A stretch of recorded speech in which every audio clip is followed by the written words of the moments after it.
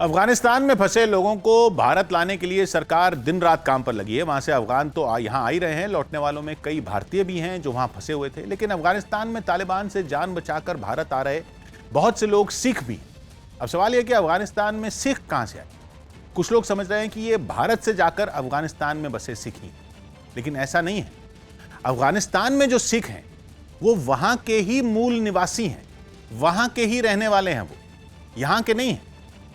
मगर अफगान सिख कैसे हो गए? तो यह समझ लीजिए कि अफगानिस्तान से सिखों का पुराना इतिहास है, इतना पुराना कि उसकी जड़ें सिख धर्म की नींव से जुड़ी हैं। यानी बात 1500 ईस्वी के आसपास की है। मतलब यह कि अफगानिस्तान में सिख धर्म भी लगभग उतना ही पुराना है जितना खुद सिख धर्म।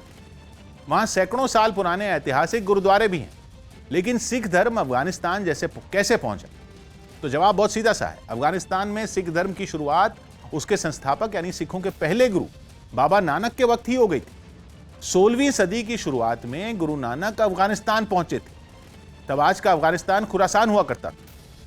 वो विशाल ऐतिहासिक इलाका जिसे आज के अफगानिस्तान का भी कुछ हिस्सा था, उसके पड़ोसी ईरान का उत्तर पूर्वी इलाका भी था और मध्य एशिया का दक्षिण हिस्सा भी था। इतना बड़ा था खुरासान। गुरु नानक तब अफगानिस्तान के कंधार, जलालाबाद और काबुल गए थे। काबुल पर तब मुगल बादशाह बाबर का राज था। वही बाबर जिसने भारत में मुगल साम्राज्य की नींव रखी, जिसके नाम पर अयोध्या की बाबरी मस्जिद का नाम पड़ा था।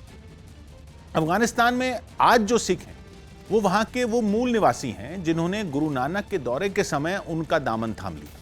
मगर क्यों? असल में ये वो सताए हुए बौद्ध धर्म के लोग थे जो सदियों से जबरन धर्म परिवर्तन का दबाव झेल रहे थे।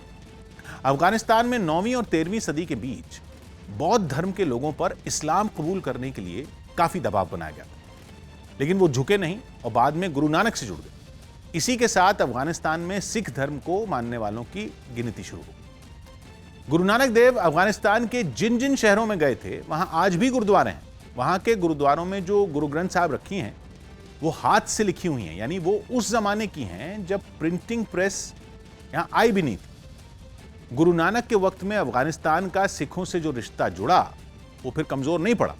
उनके बाद सिखों के जो गुरु हुए, जैसे गुरु अर्जन देव, गुरु हरगोबिंद, गुरु हर राय, उनके वक्त में भी उनके अनुयायियों का अफगानिस्तान में आना जाना लगा रहा। उन्होंने वहां गुरुद्वारे तक बनवाए। अफगानिस्तान का सबसे पुराना गुरुद्वारा सिखों के छठे गुरु हरगोबिंद के जमाने का है। वो गुरु हरगोबिंद जो 1644 तक सिखों के गुरु रहे। इतिहास के पन्नों में दर्ज ऐसे कई सबूत भी मिले हैं जिनसे यह पता चलता है कि भारत के हिस्से वाले पंजाब से कई सिख अफगानिस्तान गए अपने गुरुओं की सीख का प्रचार प्रसार करने के लिए। काबुल से भी कई सिख यहां आए अपने गुरुओं का आशीर्वाद लेने के लिए। कुछ सदियों तक सब कुछ ठीक रहा, लेकिन 20वीं सदी खत्म होते होते अफगानिस्तान हिंसा की आग में सुलग उठा। 1980 के दशक तक अफगानिस्तान में लगभग 2,20,000 के करीब सिख और हिंदू आबादी रहती थी।